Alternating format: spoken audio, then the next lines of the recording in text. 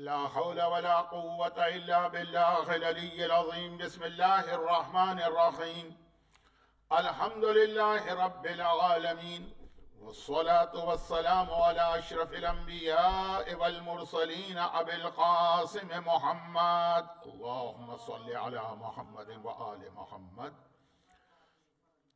وآله الطيبين الطاهرين المعصومين المظلومين المنتجبين الميامين، سيما على بقية الله في الأرضين وحجته على العالمين. أجل اللهم له الفرج، ولعنة الله على أعدائهم أجمعين من الأزل إلى الأبد.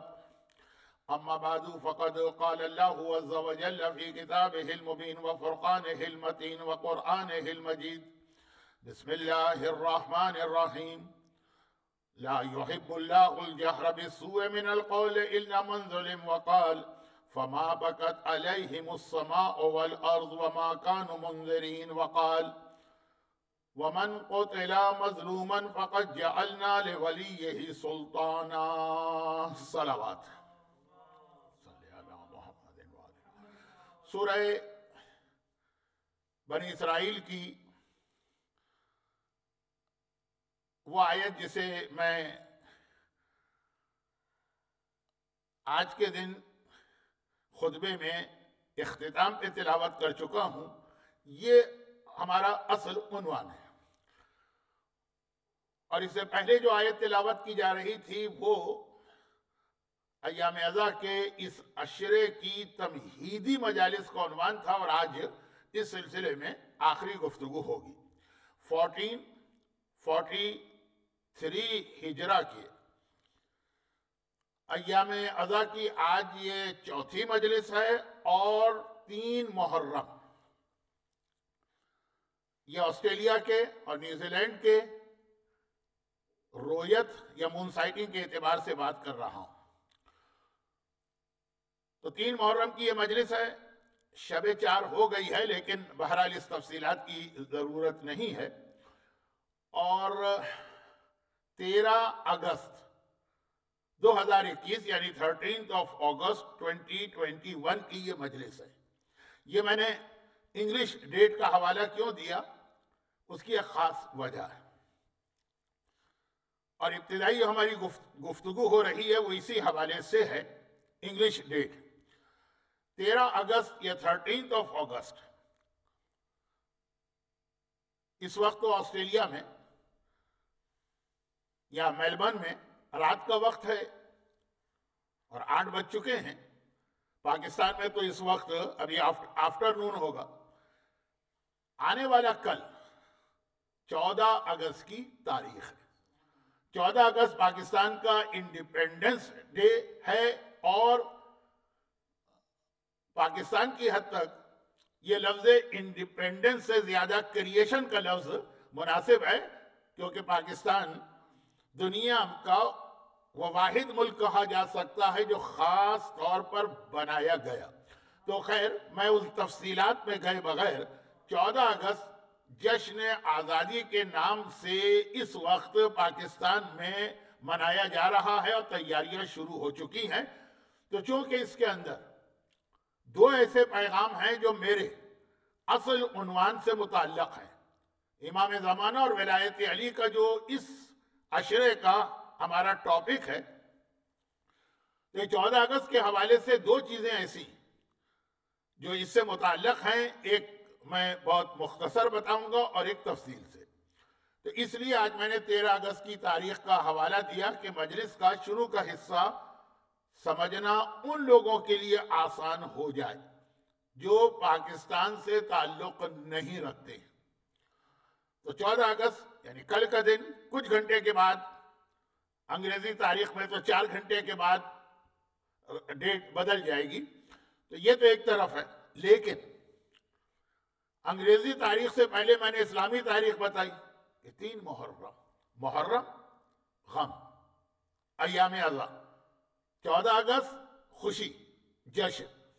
غم کی تاریخ اسلامی کیلنڈر سے، خوشی کی تاریخ پاکستان کی حد تک اور انڈیا میں 1 دن کے بعد. تو خوشی کی تاریخ انگریزی کیلنڈر کے اعتبار سے. دونوں چیزوں کو ملا کے ایک مختصر پیغام، عقل انسانی بھی یہی کہتی ہے، زمانے کا ایک عام دستور بھی یہی ہے، کم از کم اسلامک کلچر اور معصومین کی روایات بھی یہی ہیں۔ جب غم اور خوشی میں ٹکراؤ ہوتا ہے تو ہمیشہ غم کو ترجیح دی جاتی ہے، اور یہ تو وہ غم ہے، امام مظلوم کا غم تو وہ غم ہے کہ جو تمام انبیاء کر رہے ہیں۔ یہ وہ غم ہے جسے اگر اس کے لیے لفظ منانا محاورے میں صحیح، تو یہ غم تو وہ ہے کہ تمام انبیاء منا رہے ہیں، تمام ائمہ منا رہے ہیں، تمام ملائکہ منا رہے ہیں، تمام محبان رسول منا رہے ہیں، بلکہ پوری کائنات یہ غم منا رہی۔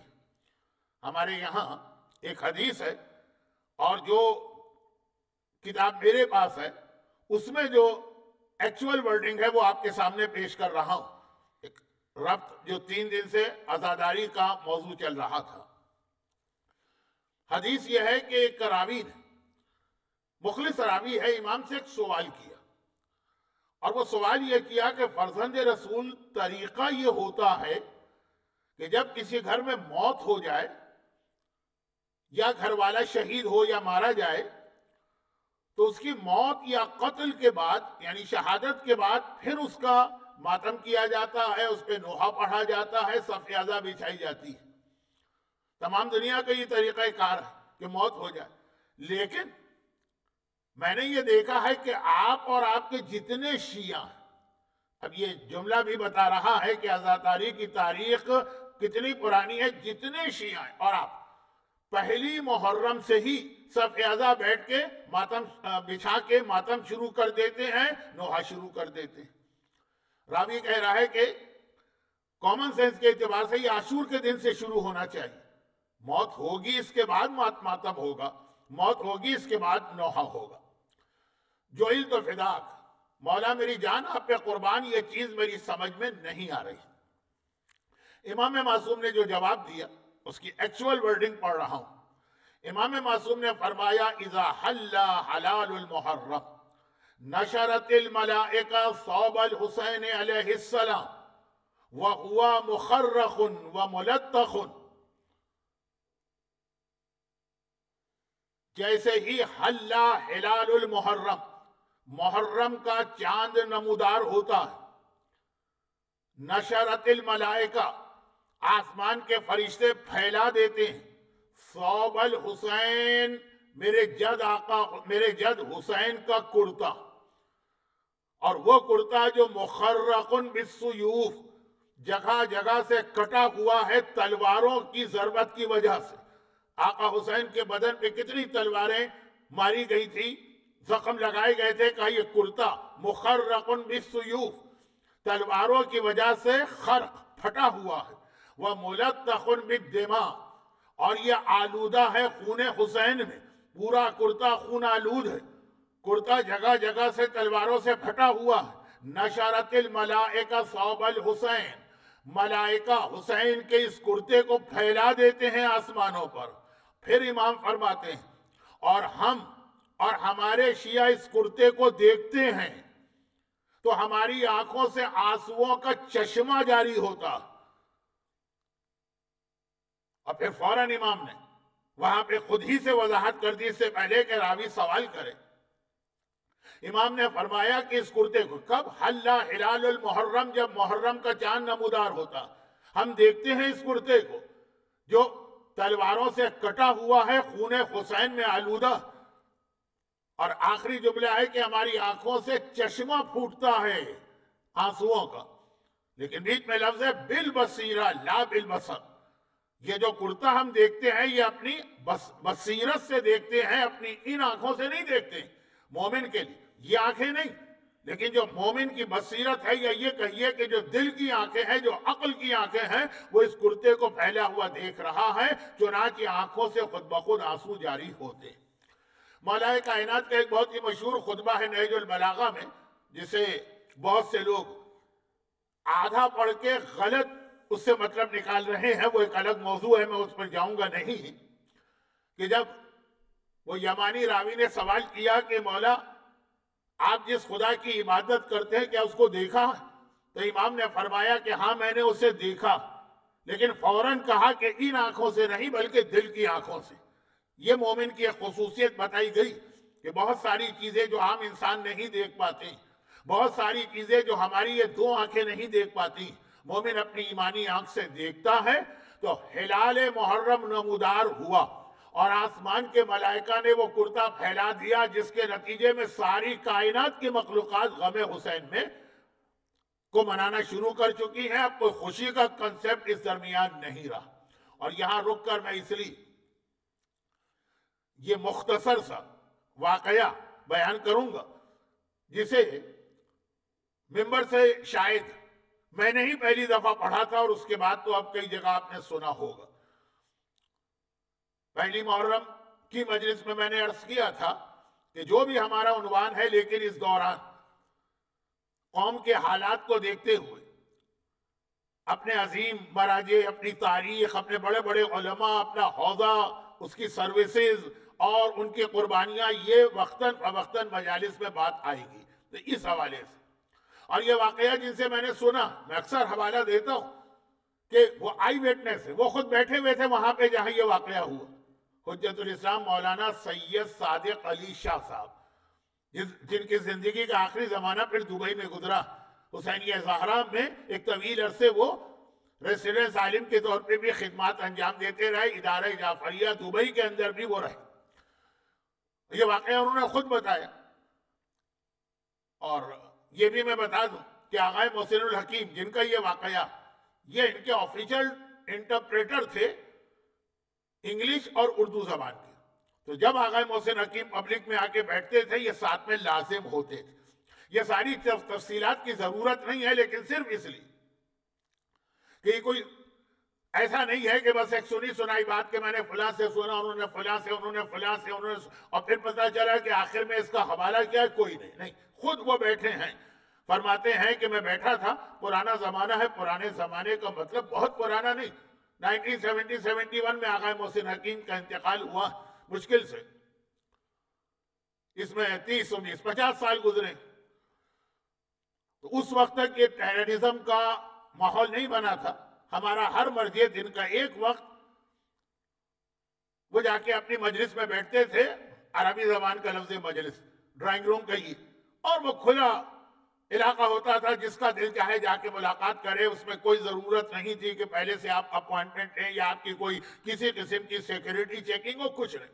بہت اچھا ماحول، دنیا کا ویسے ہی بہت اچھا ماحول تھا۔ اب مثلا اگر میں کراچی والوں سے بات کروں، مجلسوں میں جاتے تھے ہم لوگ، جلوس میں ہم لوگ جاتے تھے کہ کیا وہ آزادی کا ماحول تھا۔ تو روزانہ ایک وقت ہر مرجع کا مقرر ہوتا تھا، فرماتے ہیں کہ ہم لوگ بیٹھتے تھے، ظاہرین بھی آ رہے ہیں، اردو والے بھی آ رہے ہیں، پنجابی والے بھی آ رہے ہیں، ان کی مادری زبان پنجابی تھی، انگلش والے بھی آ رہے ہیں۔ ایک آدمی آیا اور آنے کے بعد اس نے آغا محسن حکیم سے براہ راست بات کی۔ وہ عرب تھا تو عربی میں بات ہو رہی کہ یہ جو روایت آپ لوگ بیان کرتے ہیں کہ کربلا کے بعد ہمارے چوتھے امام ایسا روتے تھے اور ایسا ماتم کرتے تھے کہ آنکھ سے آنسو جو نکلتے تھے وہ خون کے آنسو ہوتے تھے، باقاعدہ خون جاری ہوتا تھا۔ کیا یہ عقل میں آتا؟ کیا یہ پاسبل ہے؟ کیا کامن سینس اسے قبول کرتی؟ 60s کا عراق، کمیونزم اپنے پنجے گاڑ رہا، اور صدام کا بالکل ابتدائی زمانہ ہے، چنانچہ عراق کی وہ نسل تباہ کی گئی۔ آگے ایک اعتراض کرتا ہے، آغا محسن حکیم نے اس کے اعتراض کا جواب نہیں دیا، مجمع پہ نگاہ ڈالی۔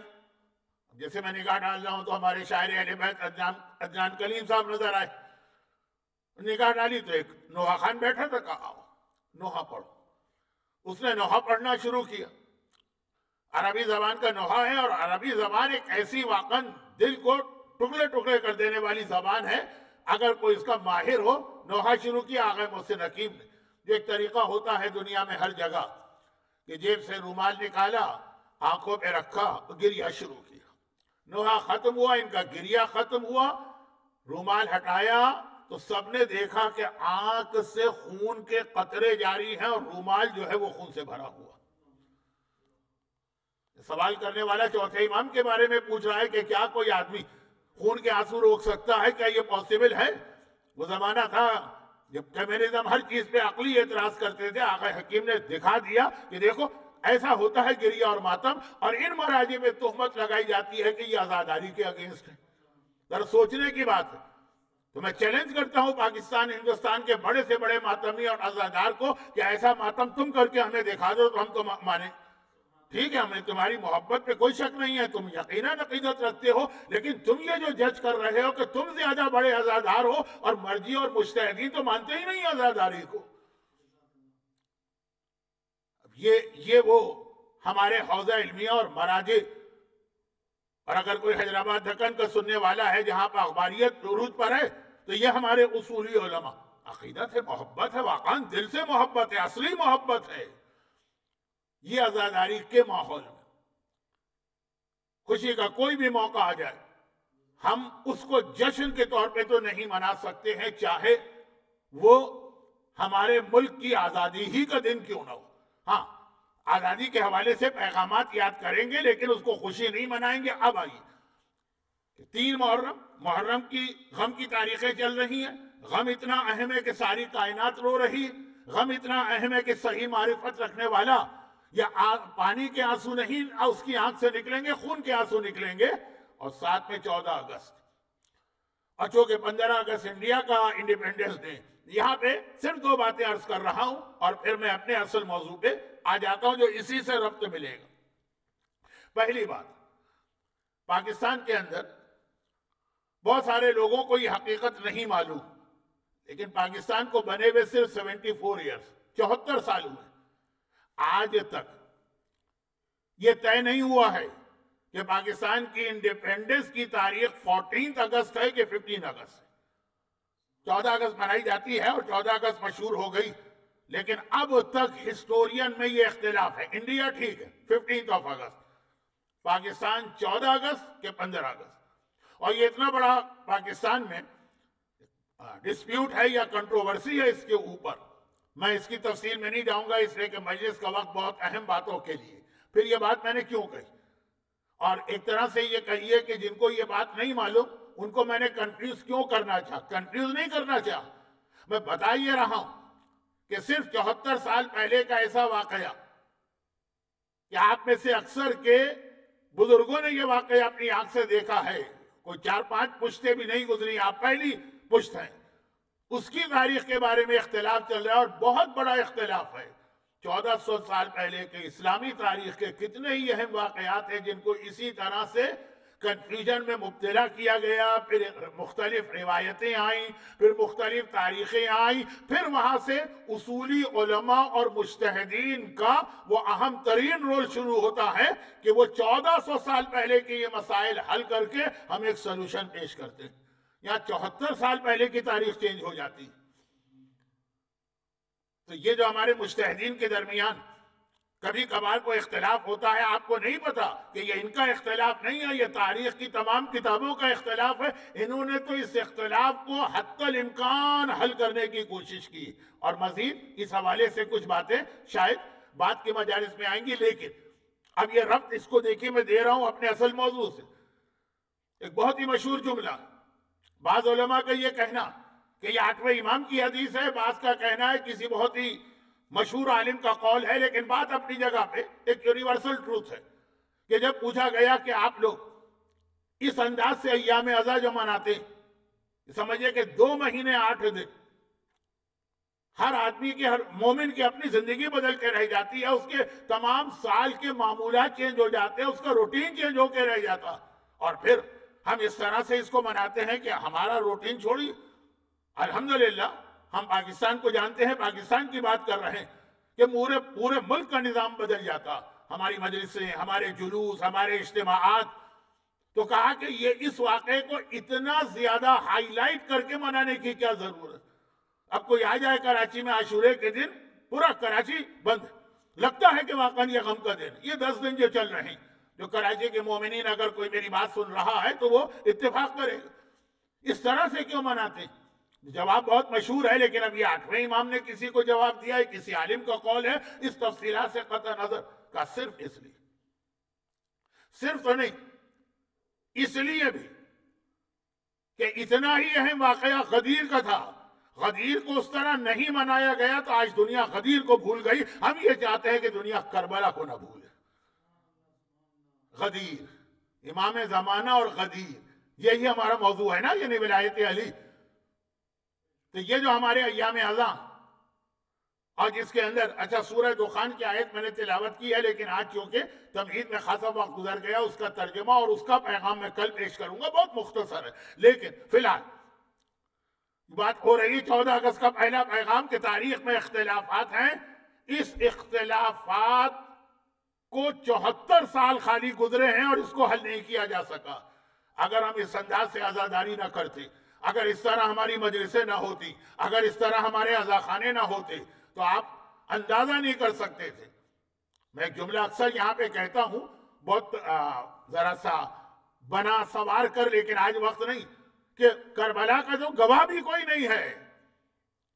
کون ہے کربلا کا گواہ؟ میرا چوتھا امام ہے یا کچھ خاندان کی عورتیں جو اتنی غمزدہ کہ مدینہ آ کر تو ان کے سامنے کوئی کربلا کا نام لے تو وہ غش کھا کے گر پڑتی، اور وہ کربلا آج بھی زندہ. غدیر کے گواہ تو 1,20,000 تھے، لیکن آج آپ عالم اسلام سے پوچھیں غدیر تو وہ حیران ہو کے کہتے ہیں غدیر ہے کیا چیز.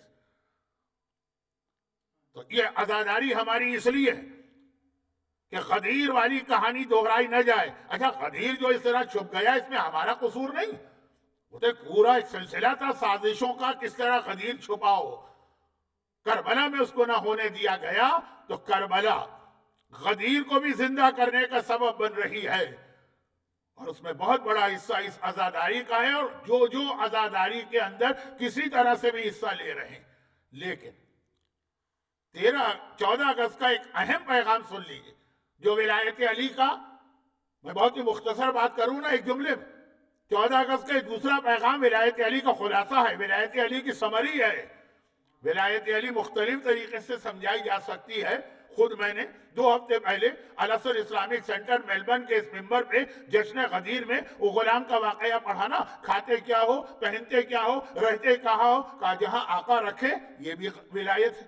وہ اس انداز سے ولایت کو سمجھایا. اب اس طرح سمجھیے 14 اگست آزادی، جشن آزادی، فریڈم، اور 3 محرم کی آج تاریخ ہے. 3 محرم کیا ہے؟ حضرت یوسف کی آزادی. حضرت یوسف آج آزاد ہوئے قید سے. 14 اگست کو مثلا پاکستان اور 15 کو انڈیا کے لوگ آزاد ہوئے. تو یہ اسلامی تاریخ کی کا واقعہ آزادی کا، اور وہ انگریزی تاریخ کا آزادی. اب حضرت یوسف کے حوالے سے تو بات ہوتی رہتی ہے، روزہ اور دعا، یہ سب میں کل بتا چکا ہوں. لیکن آج میرا ایک سوال یہ، 14 سال کی قید کے بعد حضرت یوسف 3 محرم کو آزاد ہوئے. سوال یہ ہے کہ وہ قید ہی کیوں ہوئے تھے؟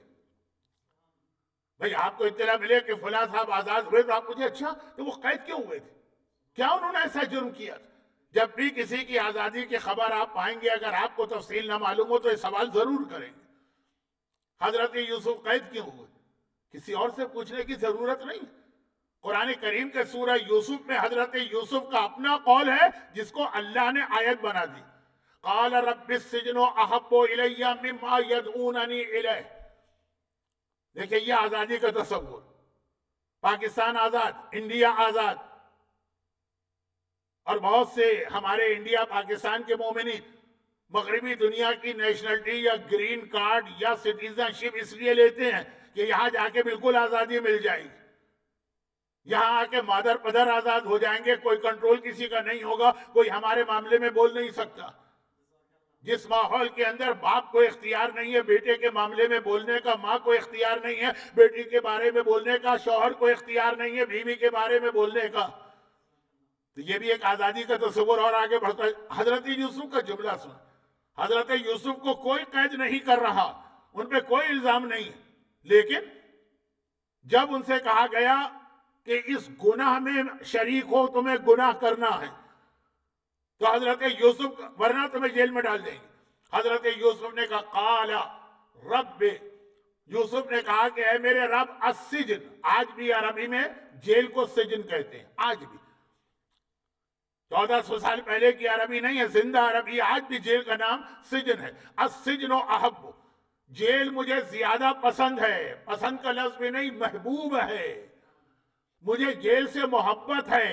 کیوں؟ الا مما یدعوننی الیہ، جس گناہ کی جانب مجھے بلایا جا رہا ہے اس کے مقابلے میں جیل مجھے زیادہ پسند ہے. میں جیل سے محبت کرتا ہوں گناہ کے مقابلے میں. اور یہاں پہ ایک چھوٹا سا عربی گرامر کا نقطہ، یدعوننی کا لفظ ہے یہ پلورل ٹینس ہے، پلورل جمع. یہ نہیں کہا کہ وہ ایک عورت مجھے بلا رہی ہے گناہ، خالی زلیخا نہیں ہے. پتا چلا کہ وہ سارا معاشرہ ملا ہوا تھا، وہ ساری عورتیں ملی ہوئی تھی، ایک نہیں، ہر عورت کی یہ خواہش تھی، لیکن اس سے زیادہ ممبر کے لیے مناسب نہیں. تو یوسف نے ایک اصول بتایا کہ اگر آزادی گناہ لے کر آتی ہے تو اس آزادی سے وہ غلامی اور قید بہتر ہے جو تمہیں گناہ سے بچا لے. اگر قید کے نتیجے میں گناہ سے بچ رہے ہو وہ زیادہ بہتر ہے اس آزادی سے. اب چاہے یہ ملکوں کی آزادی ہو، چاہے یہ کلچر اور معاشرے کی آزادی ہو. کیا مطلب اس کا؟ پاکستان سے بھاگ کے آسٹریلیا آ گئے کہ یہاں کی نیشنلٹی ملے گی تو اب یہاں شراب پیو تو کوئی پوچھنے والا نہیں ہے، اور پہلے حرام کرو تو کوئی پوچھنے والا نہیں ہے. نہ بوڑھا باپ ہے، نہ بوڑھی ماں ہے، نہ کوئی معاشرے کا دباؤ ہے، نہ کوئی علماء کا دباؤ ہے. چاہے یہ والی آزادی، اس سے بہتر ہے تم جیل چلے جاؤ. یہ حضرت یوسف کہہ رہے ہیں جو آج 3 محرم ہم نے ان کی آزادی کی وجہ سے روزہ رکھا اور دعائیں کی. تو اصول بتا رہے ہیں.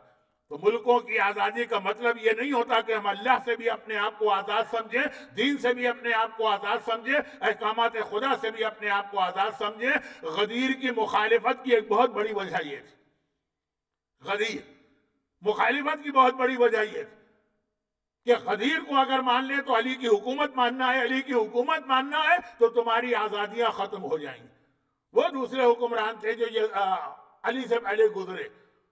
نماز پڑھو کہ نہ پڑھو انہیں کیا غرض، روزہ رکھو کہ نہ رکھو انہیں کیا غرض، تمہاری عورت حجاب کرے کہ نہ کرے انہیں کیا غرض، ان کے معاملے میں دخل نہ دینا. اور یہ علی تھے کہ ایک بھی حکم خدا کی مخالفت برداشت نہیں کر سکتے.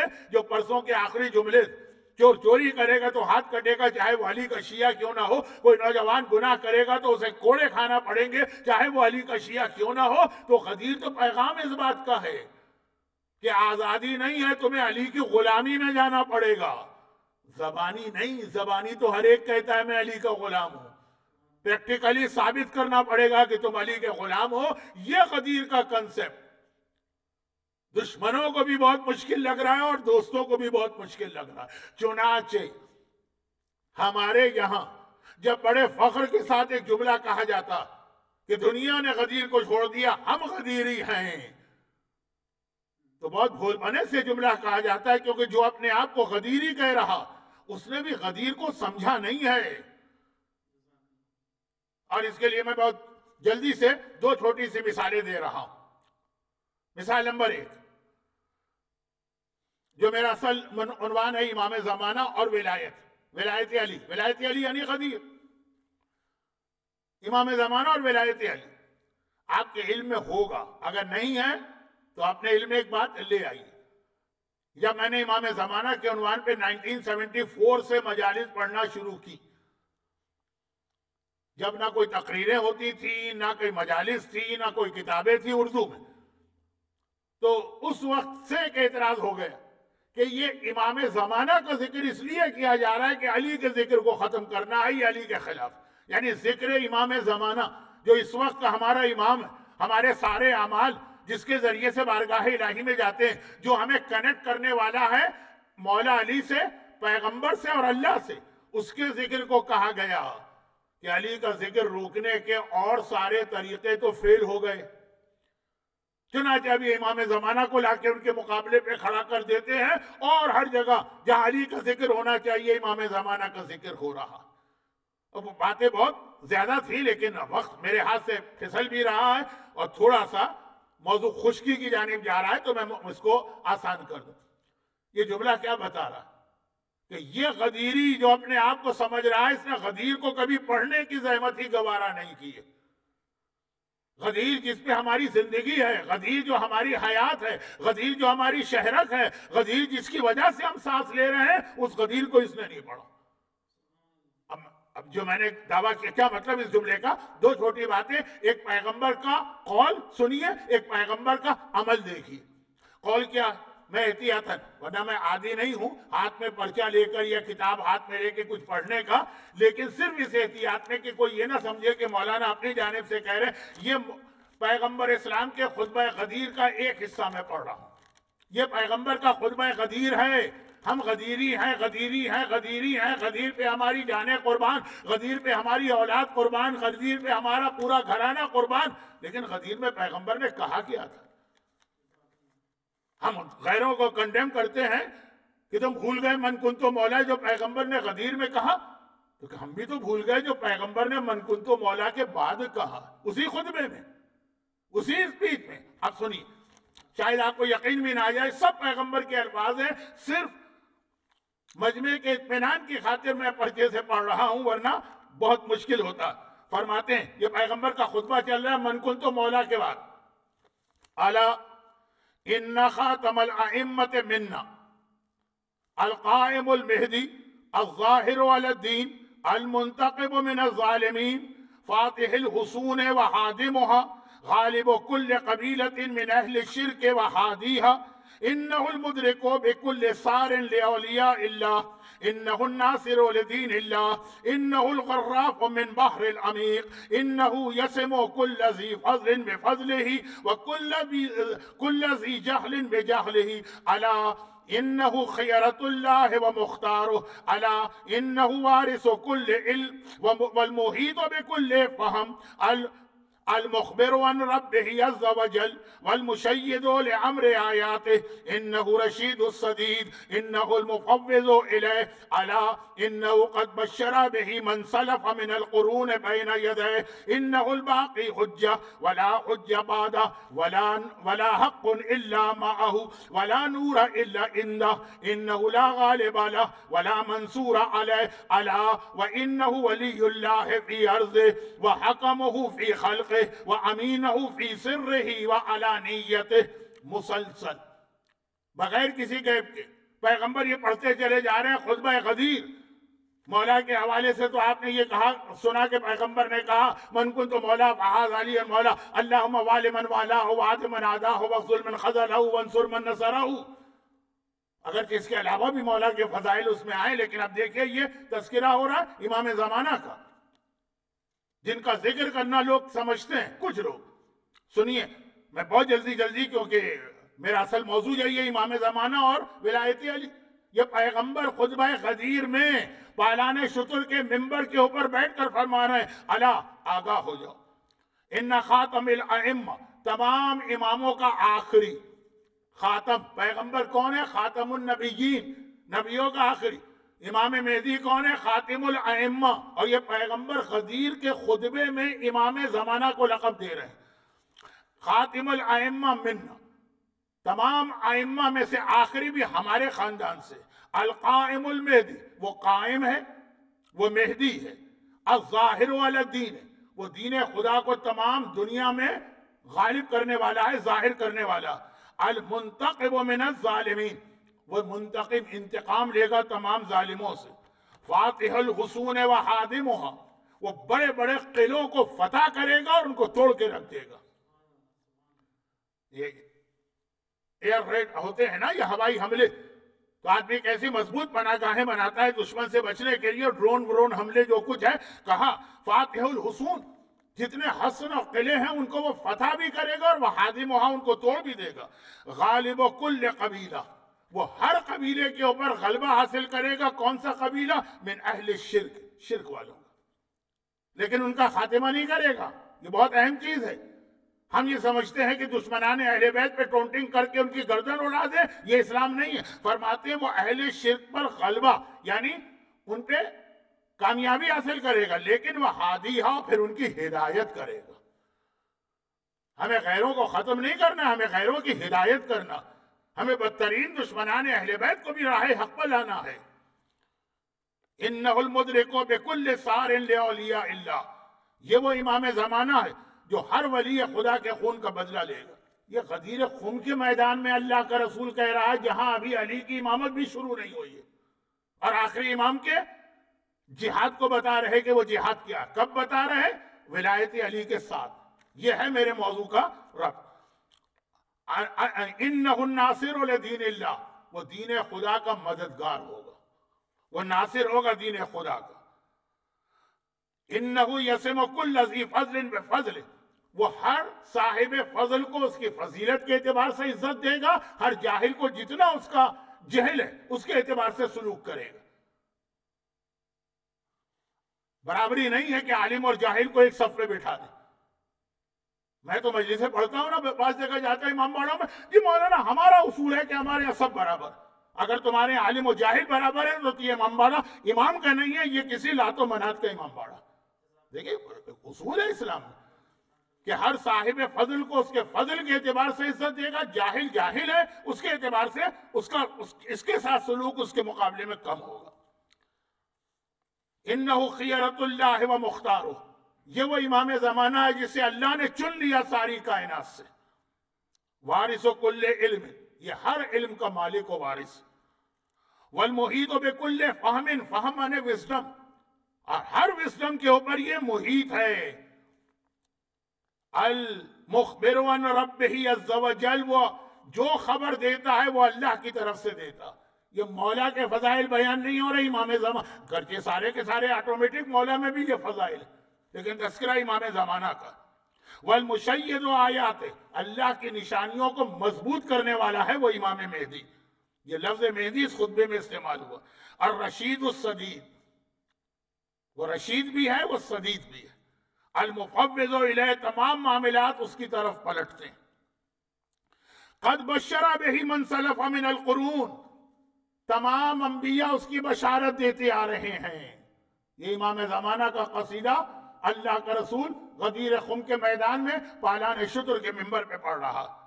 انہ الباقی حجہ، وہ اللہ کی آخری حجت۔ کیسی آخری کہ ولا حجت بعدہ، اس کے بعد پھر اللہ کی طرف سے کوئی حجت نہیں آئی۔ ولا حق الا معہ، اور حق وہی ہے جو اس کے ساتھ۔ علی مع الحق والحق مع علی، وہ بھی رسول کی حدیث ہے، اور غدیر خم میں امام زمانہ کے لیے کہا کہ حق وہی ہے جو امام کے ساتھ۔ ولا نور الا عندہ، نور بھی وہی ہے جو امام کے پاس۔ لا غالب لہ، اس کو کوئی کبھی بھی ہرا نہیں سکتا ہے، وہ کبھی شکست نہیں کھا سکتا۔ ولا منصور علیہ، اس کے اوپر کوئی کبھی بھی، امام زمانہ کا ٹائٹل ہے منصور، کوئی بھی ان کے اوپر کبھی غالب نہیں آ سکتا۔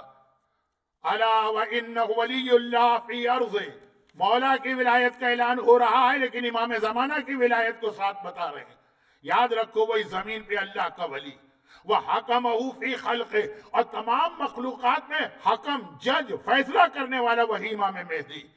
وہ امین، اور وہ اللہ کا امین ہے۔ تو یہ سارے کے سارے امام کے تذکرے، قائم، مہدی، ظاہر، منتقب، فاتح، غالب، مدرک، ناصر، غراف،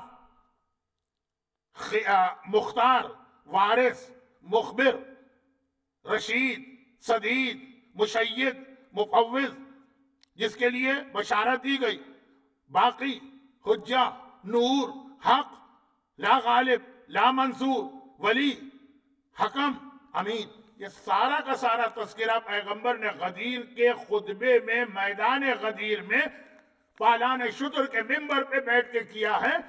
جو امام زمانہ کا ایسا قصیدہ تو بہت کم آپ کو معصومین کی زبانی اس طرح سے ملے گا جیسے رسول نے کیا۔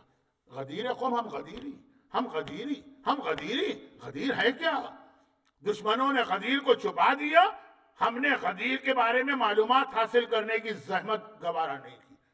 مولا کی ولایت کا انکار نہیں ہے، لیکن کہہ رہا ہوں کہ جس خطبے میں مولا کا تذکرہ ہوا اسی کے اندر آپ دیکھ لیجیے کس طرح سے امام زمانہ کا کتنی تفصیلی خصوصیات اور کیریکٹرسٹک کے ساتھ تذکرہ ہوا۔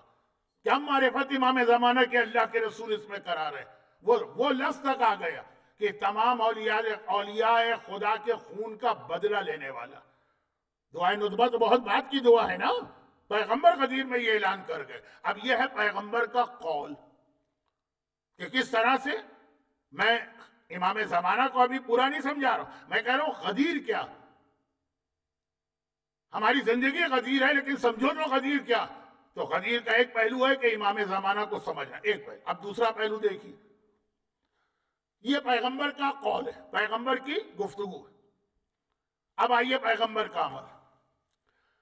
اچھا، ہمارے یہاں ممبر پر آج کل علمی دلیلیں کم رہ گئی ہیں، پورے ممبر کی بات نہیں کر رہا ہوں، جگت زیادہ ہو گئی ہے۔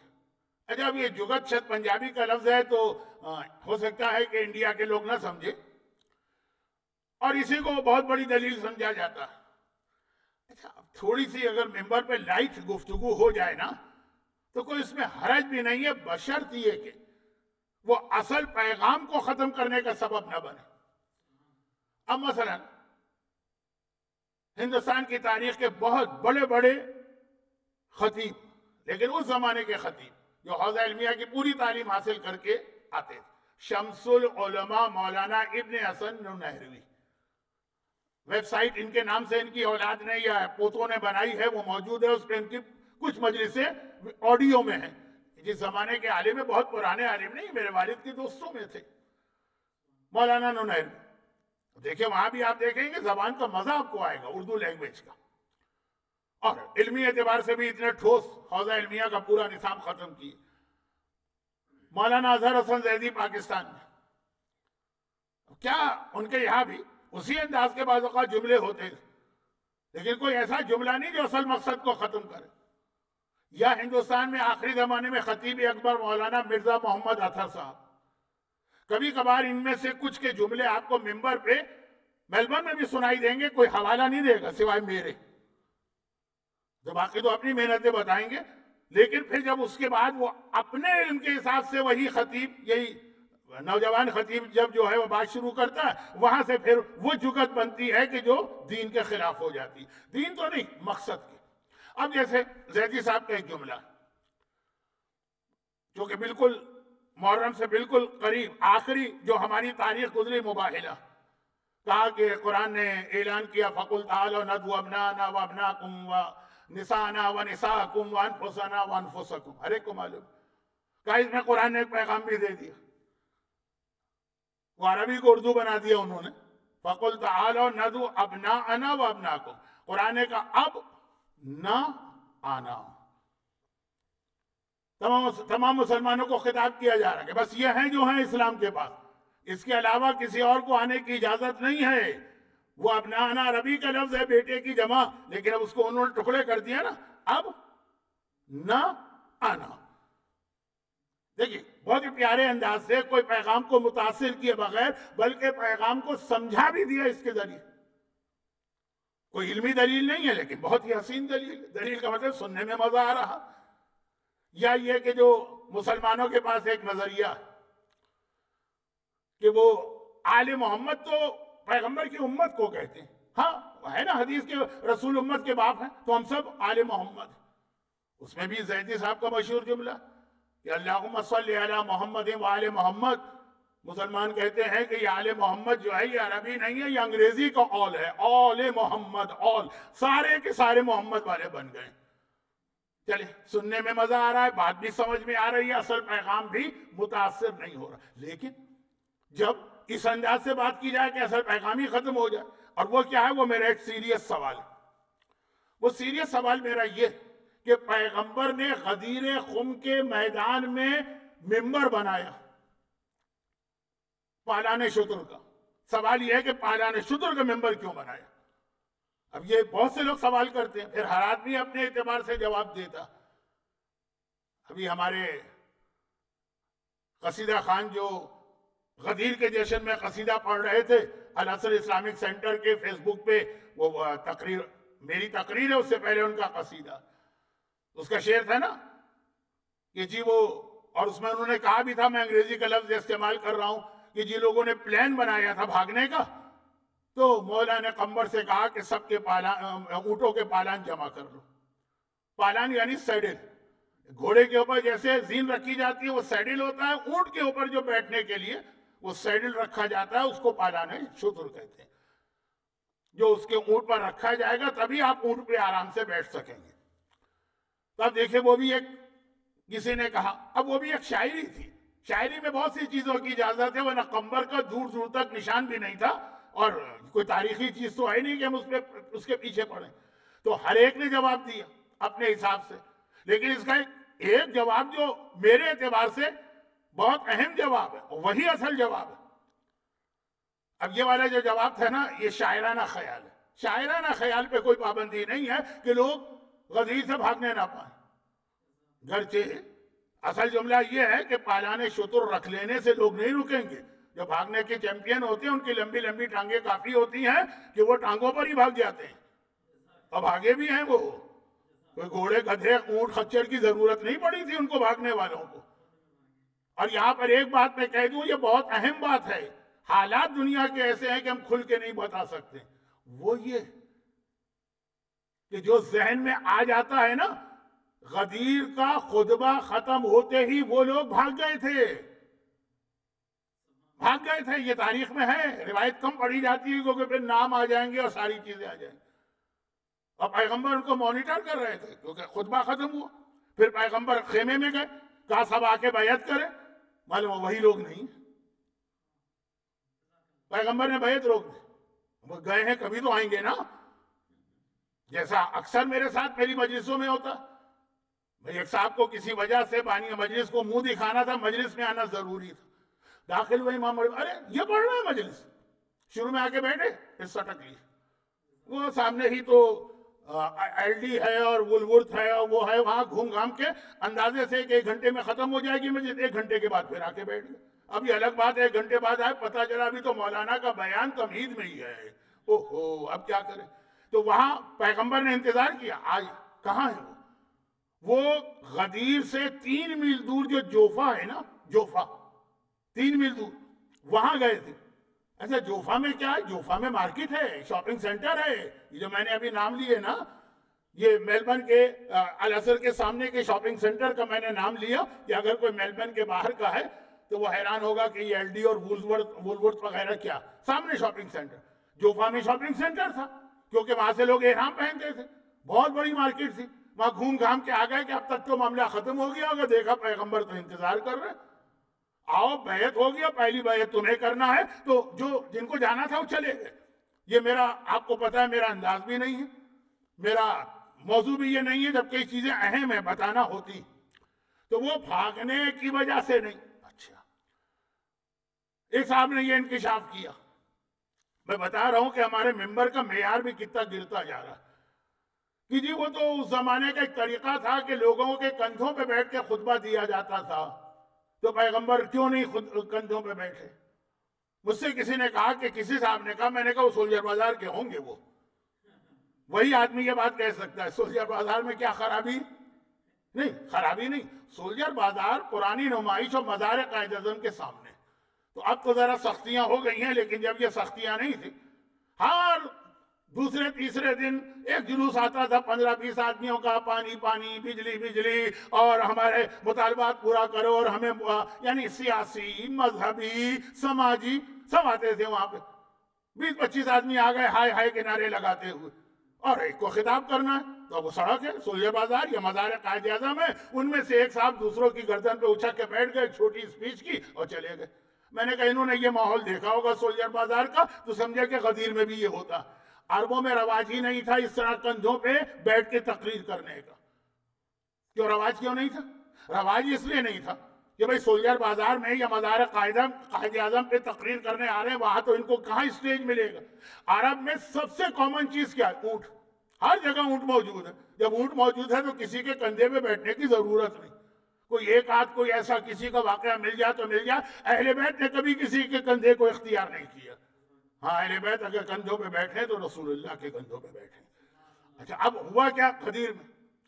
تو یہ کندھے بندے والی بات تو سارے یہ بتا رہا ہے کہ ممبر کا معیار اتنا گر گیا کہ غدیر خم اور سولجر بازار کو ایک کر دیا گیا. خیر، سولجر بازار کے مومنین سے معذرت کے ساتھ، مجھے نہیں پتا جس نے کہا وہ کہاں کا تھا، لیکن چونکہ سولجر بازار اور پرانی نمائش اور مزار قائد اعظم ایک کراچی کے اندر ایک میٹنگ پلیس ایسا بن گیا جیسے لندن میں ہائیڈ پارک.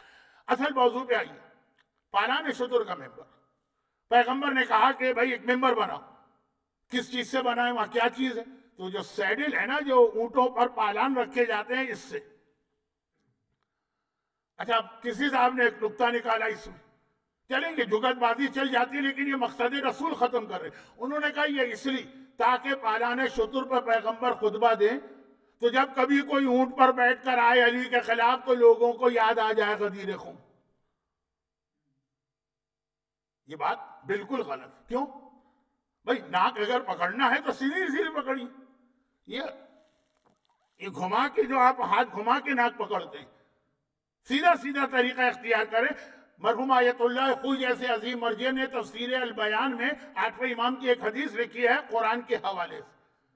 اس کا خلاصہ یہی، جو کام سیدھا سیدھا ہو سکتا ہے اس کو گھما کے کرنے کی کیا ضرورت. بھائی مالک ابن نویرہ، سنیے اس عظیم صحابی کا تذکرہ جو ہمارے یہاں آج کل پڑھا جانے لگا ہے. اچھی بات، پہلے کم پڑھا جاتا. عظیم صحابی ہے مالک ابن نویرہ. یہ وہ صحابی ہے جو محبت علی کے جرم میں سب سے پہلی گردن جن کی کٹی ان میں اس کا نام شامل. محبت علی کے جرم میں جس کا آپ کو یاد ہوگا نا، چند سال پہلے افغانستان میں جو طالبان جب آئے تھے، ابھی والا نہیں پہلے، تو شیعوں کو کافر ڈکلیئر کیا تھا.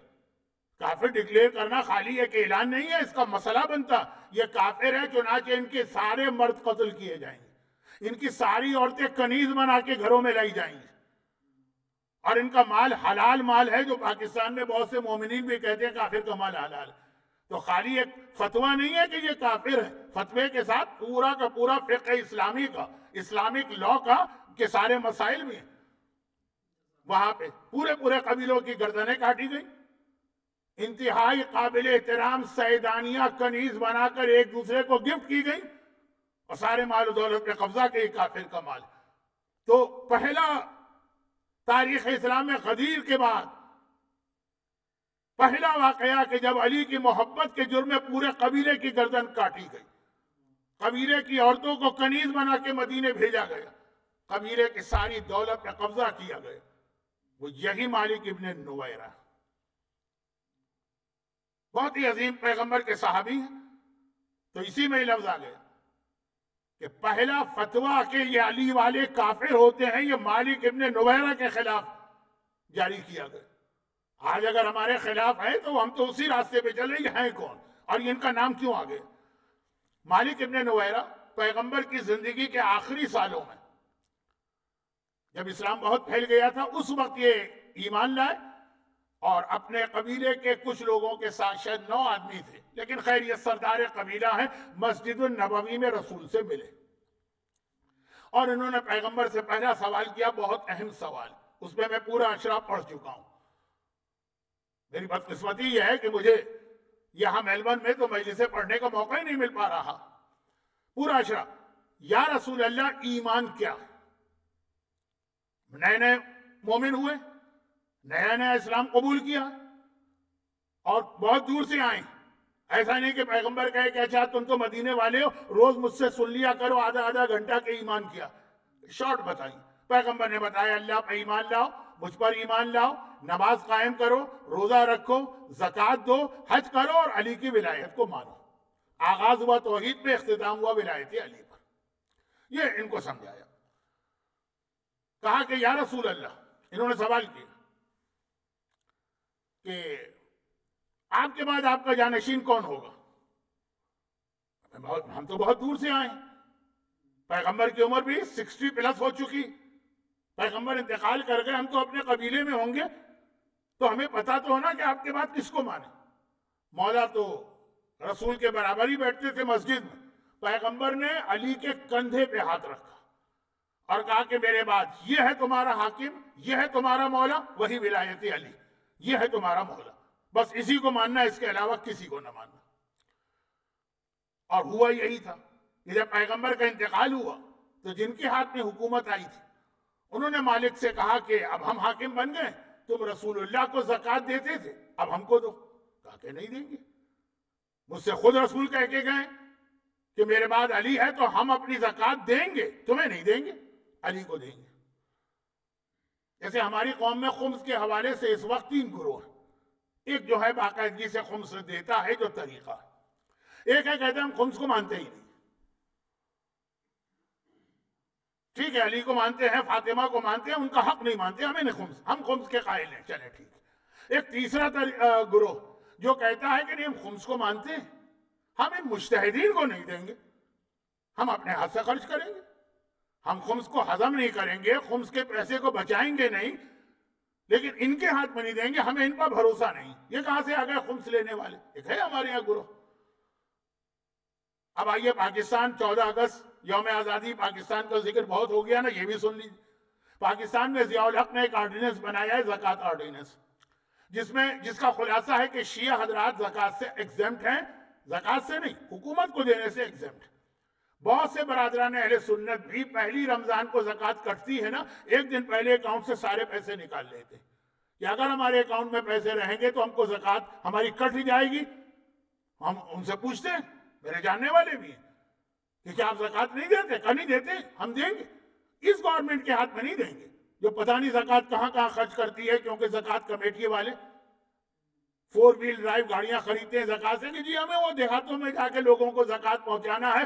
اگر 50 لاکھ زکوٰۃ جمع ہوئی نا تو 60 لاکھ تو وہ خرچ کر دیتے ہیں اپنی گاڑیوں، بزنس کلاس کے ٹکٹ اور اپنی تنخواہوں پر۔ تو کہا ہم دیں گے زکوٰۃ، قائل ہے، لیکن اپنے ہاتھ سے دیں گے۔ اس مدرسے کو، اس سیدانی کو، سید کے لیے تو زکوٰۃ بعض حالتوں میں حرام ہے، لیکن اس غریب کو اب جو ستار ایدھی کو دے دیں گے، وہ کون صاحب ہیں جو بیٹھے رہتے ہیں چینل میں، چھیبا صاحب کو، ان کو دے دیں گے، فلاں کو دے دیں گے، اپنے ہاتھ سے دیں گے۔ زکوٰۃ مان مالک نے یہی کہا، ہم زکوٰۃ مانتے ہیں۔ پیغمبر نے بتایا تھا کہ ایمان میں توحید ہے، رسالت ہے، پھر نماز ہے، پھر زکوٰۃ ہے، تو ہم زکوٰۃ کو مانتے ہیں، تمہیں نہیں دیں گے۔ جسے پیغمبر اپنا جانشین بنا کے گئے اس کو دیں گے، علی کو دیں گے۔ تو وہ لوگ تھے مانعین زکوٰۃ، زکوٰۃ دینے سے منع کی۔ فتویٰ لے لیا گیا تمام مسلمان علماء سے کہ یہ لوگ ہیں منکرین زکوٰۃ، ہم کو نہیں دے رہے، تو اس کا مطلب ہی زکوٰۃ ہی نہیں مان رہے۔ جو زکوٰۃ کو نہ مانے وہ واجب القتل ہے، ان کو قتل کرنا واجب، یہ مرتد ہوگا، دین سے نکل گئے۔ چنانچہ فوج بھیجی گئی، اور وہ ویسے ہی گئی تھی ان کو قتل کرنے کے لیے، کیونکہ سب علی والے تھے، پیغمبر سے سن کے آئے ہیں کہ یہ علی میرے بعد تمہارا امام ہے، سب علی والے تھے، پورے قبیلے کو قتل کیا گیا۔ اور جس وقت وہاں فوج جو پہنچی تو ایک غضب اور ہو گیا کہ مالک کی بیوی وہ ذرا خیمے سے باہر آ گئی، بڑی خوبصورت، وہ جو فوج کے کمانڈر چیف نے دیکھا اور چہرے کا رنگ بدلا۔ مالک نے کہا تم نے مجھے مروا دیا، ویسے تو یہ مجھے مارنے آئے تھے، لیکن شاید کچھ ڈیلے ہو جاتا، کچھ بات چیت ہو جاتی تمہاری وجہ سے۔ اور پھر تو واقعات بہت ہی دردناک ہے، ٹریجڈی، اس کو چھوڑیے۔ یہ سارا واقعہ کیوں بتایا؟ ایک تو یہ بتایا یہ ہوتی ہے ولایت علی، مانا پیغمبر سے سن لیا، بس حکمران سے ٹکرا گئے، تو فتویٰ لگا کہ یہ کافر ہو گئے، مرتد، دین سے نکل گئے۔ تو پہلا فتویٰ مالک ابن نویرہ پہ لگا علی کی محبت میں، جو آج ہم پر لگ رہا ہے، تو ہمیں کوئی تعجب نہیں، خوشی ہوتی ہے مالک کے راستے پہ چل رہے ہیں، وہ شہداء کا راستہ۔ پورے قبیلے کا خاتمہ کر دیا، ساری عورتیں کنیز بنا کے تقسیم کر دی گئیں، وہ اپنی جگہ۔ اصل بات کیا تھی؟ میرا جملہ یاد رکھیے، اگر ایک کام آپ کو کرنا اور اس کے 2 طریقے، ایک آسان طریقہ، ایک مشکل طریقہ، تو آسان طریقہ چھوڑ کے آپ مشکل طریقے پہ کیوں جائیں گے؟ یہ اصل جملہ ہے، اس سے ابھی بات مکمل کروں گا۔ آج کیونکہ آسٹریلیا کے حساب سے اور ویسٹرن کنٹریز کے اعتبار سے ویکینڈ کی رات ہے، شاید 2 4 5 منٹ 10 منٹ زیادہ ہو جائے، جو روز پڑھ رہا ہوں اس سے زیادہ ہو، کوشش کروں گا ذرا اسپیڈ اپنی مجلس کی بڑھا دوں۔ اب ہوا کیا، جب یہ مالک، یہ تو میں نے بات کی کہانی بتائی کہ مالک کتنی عظیم شخصیت، مالک ابن نویرہ جب یہ پہلی بار مسجد میں پیغمبر سے ملے تھے، وہ پوچھا تھا یا رسول اللہ اسلام کیا ہے، ایمان کیا ہے؟ ایمان پیغمبر نے بتایا، اور پھر یہ کہ آپ کے بعد ہم کس کو مانیں؟ پیغمبر نے علی کے کندھے پہ ہاتھ رکھا، بس ٹو دا پوائنٹ بات کرنا تھی، بات مکمل ہوئی، یہ اٹھ کے جانے لگے۔ مدینے کی مسجد ہے، باہر پارکنگ ہے، پارکنگ کا مطلب جہاں اونٹ باندھے جاتے ہیں۔ یہ مسجد سے نکل کے وہاں اپنے اونٹ کے پاس پہنچے، اور پیغمبر نے ویسے ہی کسی کو خاص آدمی کو دیکھے بغیر کہا کہ اگر کوئی یقینی جنتی کو دیکھنا چاہے تو مالک کو دیکھ لے۔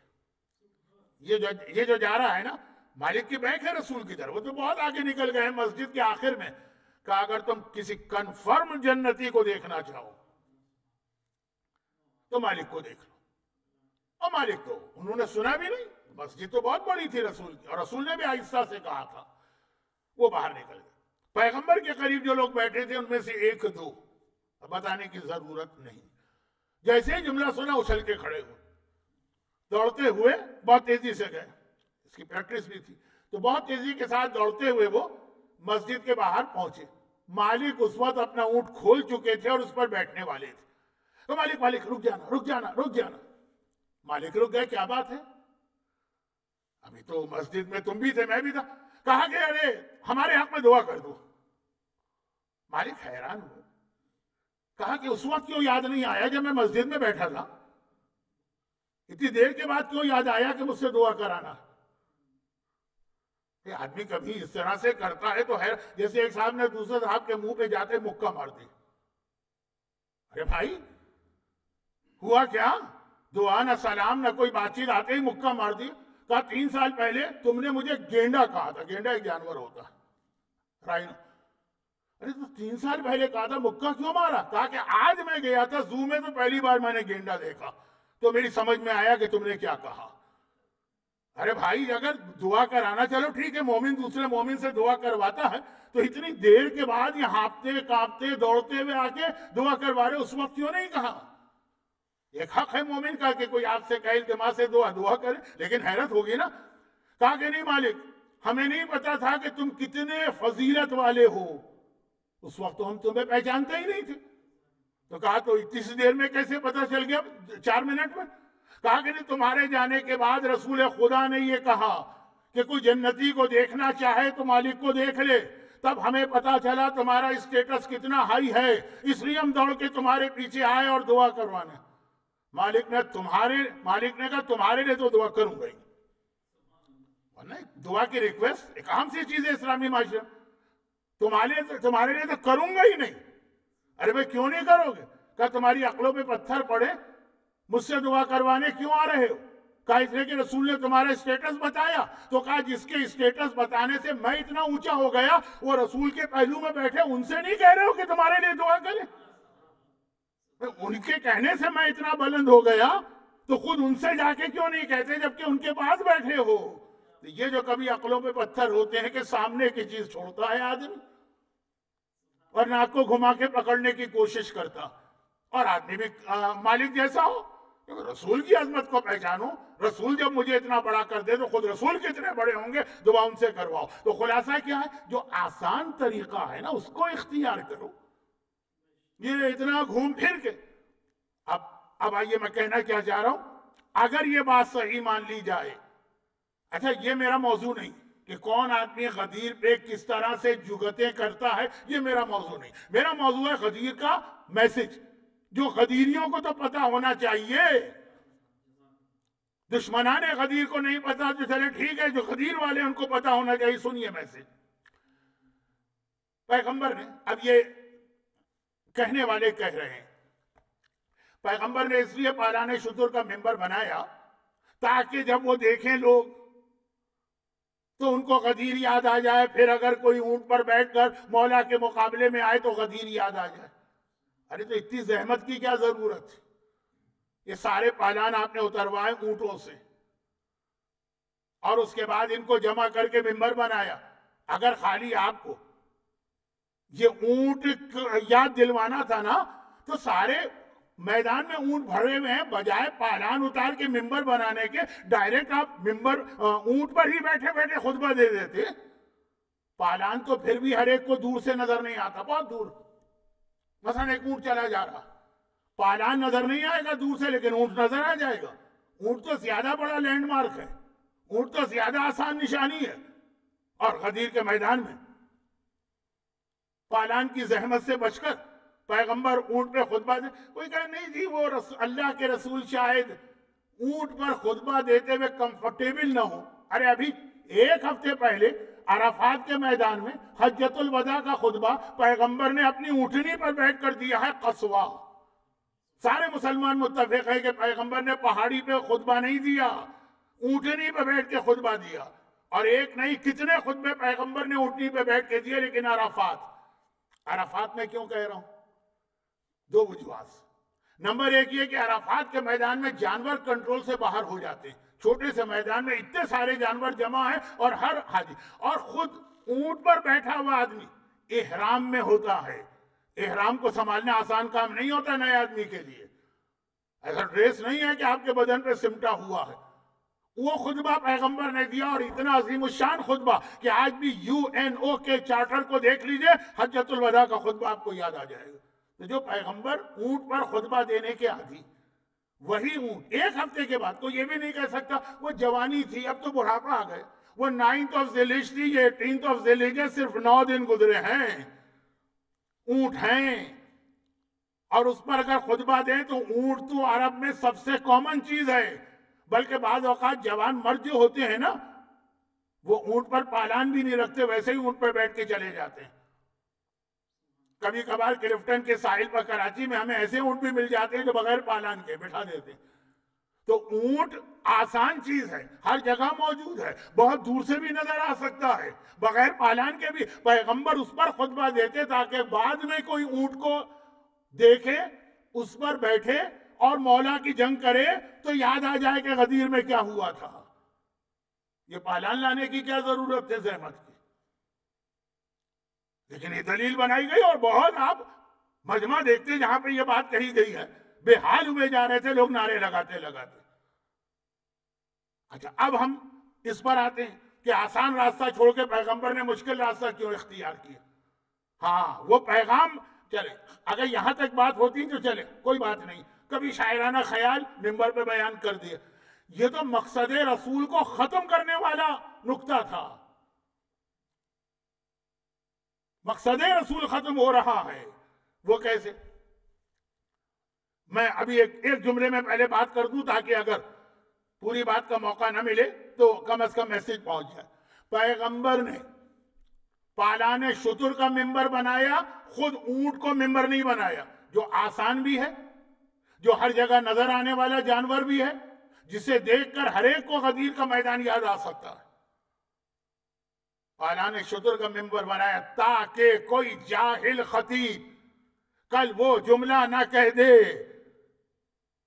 کہ مسجد النبوی کا ممبر الگ ہوتا ہے، غدیر کا ممبر الگ ہوتا ہے، نماز روزے کی باتیں مسجد میں سنیے گا، اس ممبر پہ نماز روزے کی بات نہیں سنیے گا، صرف علی کے فضائل سنیے گا۔ کوئی جاہل خطیب یہ نقطہ نہ نکالے، دو الگ الگ حصے اسلام کے نہ کر دے، ایک مسجد النبوی ہو اور ایک غدیر کا میدان ہو۔ اور ایسے جاہل خطیب ہیں، یہ ایک بہت بڑا نقطہ بنایا جاتا کہ جی وہ یہ جو ممبر ہے الاسر اسلامک سینٹر کا یا کسی امام باڑے کا، خبردار اس پر واجبات و حرام کی بات نہ ہونے پائے، کیونکہ یہ تو غدیر کا ممبر ہے۔ وہ واجبات کی بات آپ کو کرنا ہے، مسجد کے ممبر پہ جائیے، وہاں جا کے یہ باتیں کیجیے۔ جو جاہل خطیب ایسی بات کہتا ہے، اور ہیں میلبرن سے لے کے بمبئی تک، بمبئی سے لے کے کراچی تک، کراچی سے لے کے ابو ظہبی تک، ابو ظہبی سے لے کے لاس اینجلس تک۔ ابو ظہبی کا کوئی اگر مومن آپ کو ملے، اس سے پوچھئے وہاں 80s اور 90s میں کتنا بڑا فتنہ یہ کھڑا کر دیا گیا، خبردار واجبات و حرام کی بات ہم سے نہ کہو، یہ ممبر غدیر کا ممبر ہے، اس میں صرف علی کا نام لیا جائے گا، جبکہ یہ بھی نہیں پتا اس آدمی کو کہ غدیر میں پیغمبر نے کس کس کا نام لیا۔ اب یہ جو جملہ میں نے کہا کہ کوئی جاہل خطیب یہ نہ کہنے پائے، اس کے لیے پیغمبر نے پالان شتر کا ممبر بنایا۔ اب ذرا اس کی وضاحت، اور آج کی بات ختم۔ وہ کیا ہے وضاحت؟ کہ اگر صرف پیغمبر یہ یاد دلانا چاہتے ہیں کہ علی کے مقابلے میں کوئی اونٹ پہ نہ آئے، تو زیادہ بہتر، زیادہ آسان، زیادہ عقل میں آنے والا تھا اونٹ ہی کو ممبر بناتے، جو ایک ہفتے پہلے بنا بھی چکے۔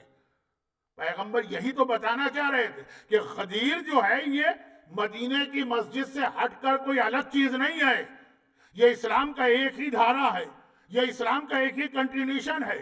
مسجد النبوی سے غدیر، غدیر سے کربلا، کربلا سے ظہور امام، یہ ایک سلسلہ ہے۔ چنانچہ پیغمبر نے کہا پالان شتر رکھو، یہ نہیں کہا ممبر بناؤ۔ اب جیسے ہی ممبر بنا، اس سے پہلے مسلمان صرف ایک ممبر دیکھنے کے عادی تھے، مسجد النبوی میں، مکے میں کوئی ممبر نہیں تھا، تبھی پیغمبر کو بار بار مکے کے خطبے اونٹ پر دینا پڑے۔ جیسے ہی یہ ممبر بنا، اب دیکھیے پالان شتر لا کے رکھے جا رہے ہیں، لکڑیاں لا کے یہاں رکھی جائیں، ابھی آپ کو پتہ نہیں کہ اس کا کیا اسٹرکچر بنے گا۔ پھر جب بنانے والے نے بنانا شروع کیا، آپ نے کہا او ہو، بیٹھے کسی آرٹسٹ کے پاس، جب وہ تصویر بناتا ہے اپنے برش کے ذریعے سے، شروع میں تو پتہ ہی نہیں چلتا وہ کیا بنا رہا، کوئی عورت کو بنا رہا ہے کہ ٹماٹر کو بنا رہا ہے کہ وہ گھڑے پہ رکھے ہوئے وہ سراہی کو بنا رہا ہے۔ جیسے جیسے وہ رنگ بھرتا جاتا ہے تصویر سمجھ میں آتی ہے۔ پیغمبر نے لکڑیاں لا کے رکھ دی، اب جیسے جیسے ان کو ممبر کی شیپ دی جا رہی، ویسے ویسے لوگوں کو یاد آ رہا ہے کہ ارے یہ تو وہی مسجد نبوی میں جو ہم دیکھتے ہیں صبح و شام، یہ وہی ممبر ہے۔ تو پالان شتر کا ممبر بنا کر پیغمبر نے یاد دلایا کہ غدیر کا پیغام وہی ہے جو مدینے کی مسجد کا پیغام ہے، جو وہاں کہا گیا وہی غدیر میں کہا گیا، وہی کربلا میں کہا گیا۔ یعنی کربلا لیگیسی تھی مدینے اور غدیر کی، شکل وہ پیغمبر نے بنائی تاکہ مدینے کی مسجد لوگوں کو یاد رہے کہ جو جو مسجد کے ممبر سے کہا گیا اسی کے لیے غدیر کا اعلان کیا جا رہا ہے۔ اگر مدینے کی مسجد سے کہا گیا واجبات کی پابندی کرو تو غدیر کی ولایت علی یہ ہے کہ واجبات کو بچانا ہے علی کو۔ اگر مدینے کی مسجد کا میسج ہے حرام سے اپنے آپ کو بچاؤ تو غدیر کا ولایت کا مقصد یہ ہے کہ امت مسلمہ کو حرام سے بچایا جائے، وہی مقصد، اور یہی کربلا تک پہنچا۔ اس کو کہتے ہیں لیگیسی، میراث، ایک کے بعد ایک نسل اگلی نسل کو کوئی چیز منتقل کرے کہ یہاں تک ہم نے کام کیا اب تمہیں آگے کرنا۔ تو ممبر کے ذریعے یاد دلا رہے ہیں۔ چنانچہ مدینے کے ممبر سے غدیر کا ممبر بنا، اور غدیر کے ممبر سے مسجد دمشق کا وہ ممبر بنا جس پہ چوتھے امام نے کربلا کے مسائل پڑھے۔ یہ پورا ایک ہی سلسلہ، اور یہ ممبر پھر دعائے ندبہ کا آخری ممبر بنے گا۔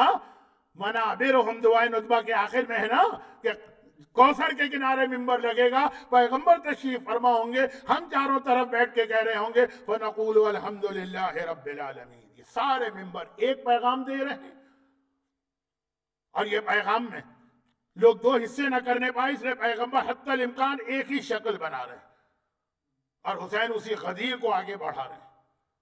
یہی وجہ ہے کہ حسین کا اہم ترین لقب کیا، السلام علیکہ یا وارث آدم صفوت اللہ، یا وارث نوح نبی اللہ، یا وارث ابراہیم خلیل اللہ۔ کوئی نیا کام نہیں کر رہے، وارث ہیں۔ وارث کسے کہتے ہیں؟ بزرگوں نے چیز عطا کی ہے، بچوں نے اس کو آگے بڑھائی۔ وہی دین جو آدم نے بچایا، وہی دین جو ابراہیم نے پھیلایا، وہی دین جسے موسیٰ لے کر آئے، وہی دین جسے محمد نے امت تک پہنچایا، اسی کو بچانے حسین کربلا کے میدان میں گئے تھے۔ لیکن یہ جملہ تو میں نے کہا نا کیونکہ ہم کو معلوم ہے کہ جس دن کائنات بنی تھی اس دن یہ طے ہو گیا تھا کہ حسین کربلا جائیں گے، مگر ظاہری اعتبار سے حسین کربلا نہیں گئے، حسین کو کربلا لے جایا گیا۔ جانا اور لے جانا، کیا حسین کسی منزل پہ یہ اعلان کر رہے تھے کہ میں کربلا جا رہا ہوں؟ نہیں، میں کوفہ جا رہا ہوں، میں کوفہ جا رہا ہوں۔ ظاہری اعتبار سے تو کربلا کا ذکر تک نہیں ہو رہا، وہ تو راستے میں ایک فوج آتی، حسین کی سواری کے جانور کو روکتی اور کہتی ہے فرزند رسول ہم آپ کو کوفے تو نہیں جانے دیں گے۔ اور اگر آپ یوں دیکھیں تو یہی شخص تو کربلا کے واقعے کا سب سے بڑا مجرم یا ون آف دا گریٹسٹ یا بگیسٹ اینیمی ہونا چاہیے۔ جنگل ہے، ایک پیسفل کاروان جا رہا، کسی سے کوئی تعلق نہیں ہو رہا آتا، حسین کے گھوڑے کی لگام پہ ہاتھ رکھتا ہے۔ ہاں، حسین کی عظمت کو جانتا ہے، جملے اس کے سارے وہ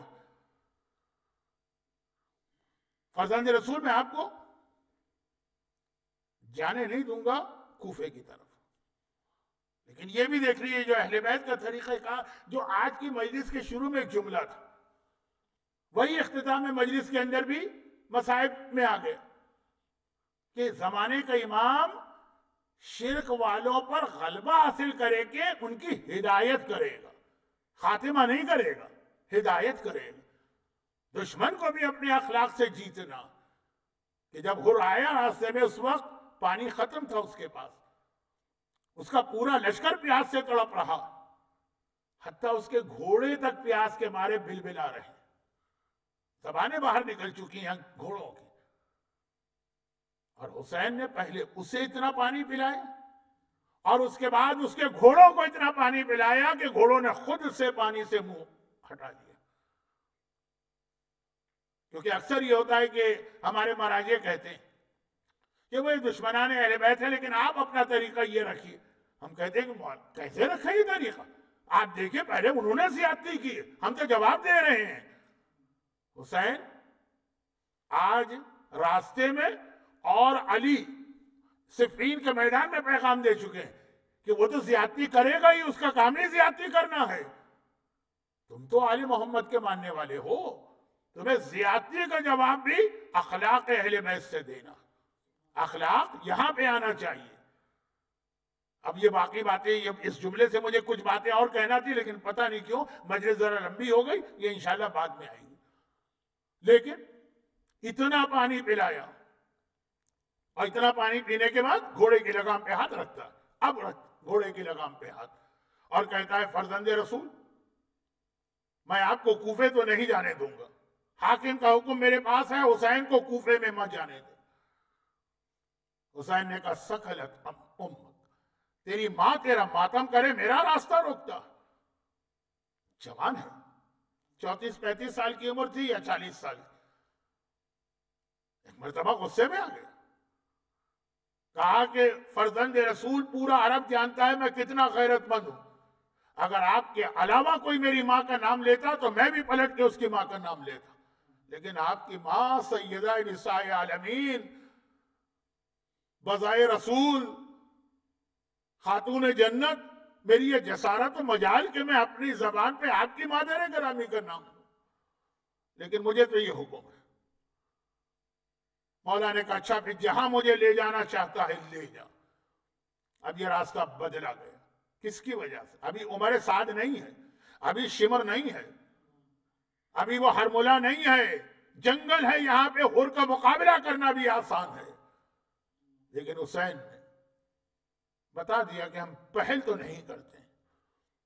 ہاں صرف ایک جملہ مولانا زیدی صاحب اکثر پڑھتے تھے، شہزادی زینب کو میرے مولا نے بچپنے سے ہی کربلا کے لیے تیار کیا تھا، اور تیاری کا مطلب یہ ہے کہ کربلا کی پوری تفصیلات زینب کو معلوم تھی۔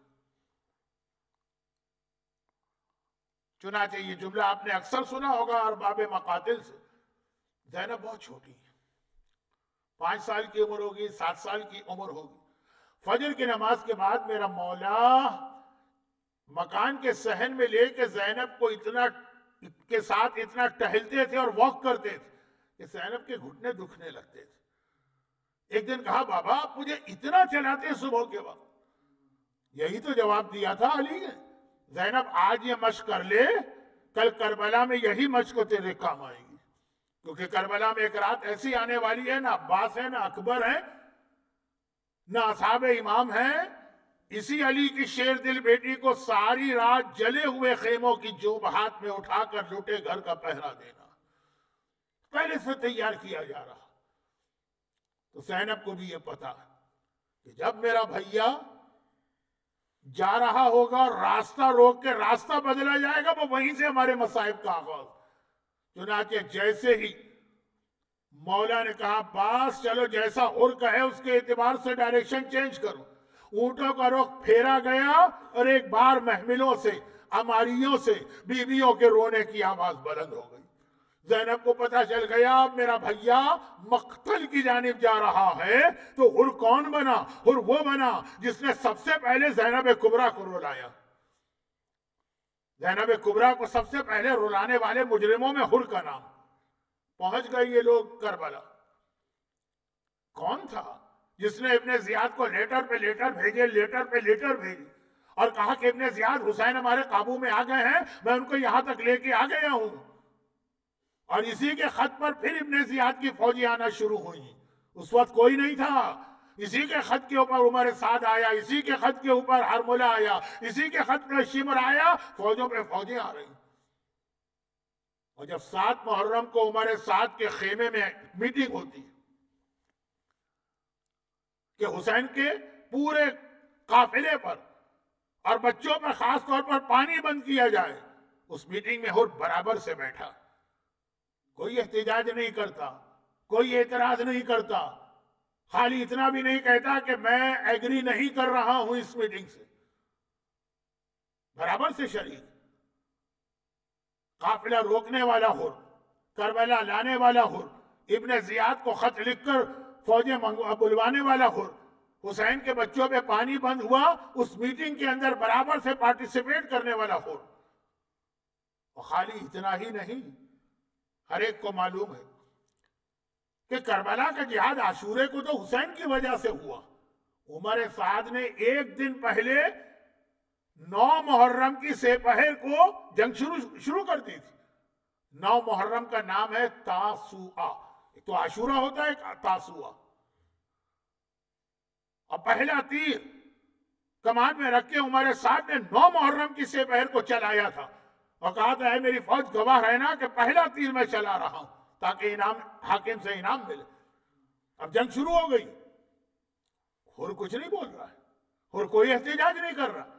یعنی اگر آقا حسین عباس کو بھیج کر ایک رات کی مہلت نہ مانگتے, یا صحیح الفاظ میں یہ ہے کہ ایک رات کی مہلت نہ دیتے, لیکن ظاہری انداز میں تو یہی کہا نا کہ ایک رات ہم کو دے دو, تو 9 محرم کو یہ جہاد کربلا ہو جاتا اور اس وقت تک حر فل فلیج لشکر عمر سعد میں شامل ہے اور برابر سے حصہ لے رہا. مگر ایک شب عاشور کیا آئی, حر کے لیے تو یہ قیامت کی رات بنی کہ اس طرح سے حر بدلا کہ عاشور کی صبح آ گئی. حسین نے نماز کے بعد انشاءاللہ الازہر اسلامک سینٹر میں اذان علی اکبر کی یاد میں نماز فجر بھی ہوگی اور مجلس بھی ہوگی. اس میں مسائب تفصیل کے ساتھ یا اس حوالے سے آئیں گے. حسین نے نماز کے بعد پھر خطبہ دیا. اب یہی دیکھیے, سارے خطبات کو ملائیے اور یہاں پہ وہی میرا جملہ آتا, حسین ذوالجناح پہ سوار تھے, نماز ختم ہوئی, اب لشکر کو ترتیب دینا. حسین ذوالجناح پہ سوار, پورے لشکر کی نگرانی کر رہے ہیں. جب پورا لشکر حسین کا تیار ہو گیا, اب حسین آگے بڑھے, عمر سعد کی فوج کے سامنے پہنچے. عباس میری سواری کا جانور بدلو, اونٹ لے کر آؤ, کیونکہ خطبہ بلند جگہ پہ دیا جاتا اونٹ. 2 چیزیں ہیں اس کے اندر. نمبر 1 یہ ہے کہ عرب میں گھوڑا جنگ میں استعمال ہوتا اور اونٹ جو ہے وہ ٹریولنگ اور پیسفل جرنی کے لیے. تو ایک تو پیغام دیا کہ دیکھو ہم جنگ نہیں چاہتے, اور دوسرا یہ کہ اونچی جگہ. خود اونٹ پر حسین نے خطبہ دیا, رسول اللہ بھی غدیر میں دے سکتے تھے. خیر, وہ خطبہ جو دیا حسین, اس کا ایک جملہ بہت اہم ہے جو میں عاشور کے دن بھی پڑھوں گا, کہ میں خطبہ دے رہا ہوں, مجھے پتا ہے تم پہ کوئی اثر نہیں ہوگا, کیونکہ تمہارے پیٹ حرام مال سے بھرے ہوئے ہیں. لیکن ایک پر اثر ہوا جس کا نام تھا حر, کیونکہ حر کتنا ہی برا صحیح لیکن اس نے حرام کبھی نہیں کھایا. بھائی حسین کے اس خطبے نے ایک طرف دشمنوں پر حجت تمام کر دی, دوسری جانب حر جیسے یزیدی کو حسینی بنا دیا. یہ جو کنورژن ہے نا, یہ معمولی نہیں ہے. وہ یزیدی تھا حسینی بنا نہیں. کیا یہ کنورژن ہے؟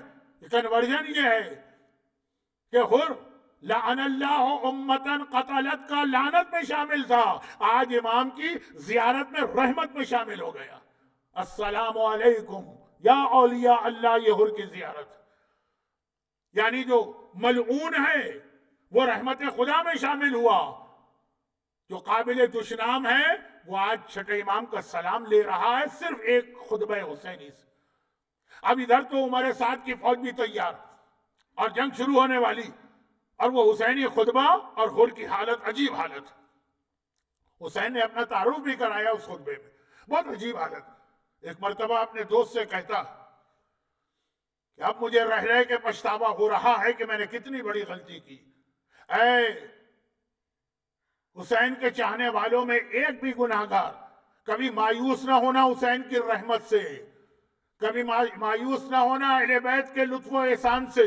حر جیسا گناہگار بخشا جا سکتا ہے تو ہم تو بظاہر حر کے مقابلے میں کوئی ہم نے ایسی غلطی نہیں کی.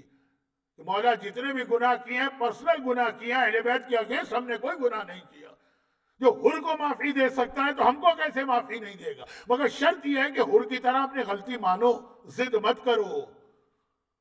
حر نے اپنے ساتھی سے کہا، بلکہ کہا کیا، حر کے ساتھی نے دیکھا حر کو، کہا حر جب سے حسین کا خطبہ ختم ہوا ہے تیری حالت عجیب لگ رہی، چہرے کا رنگ بھی بدل گیا، بدن پہ لرزہ بھی طاری،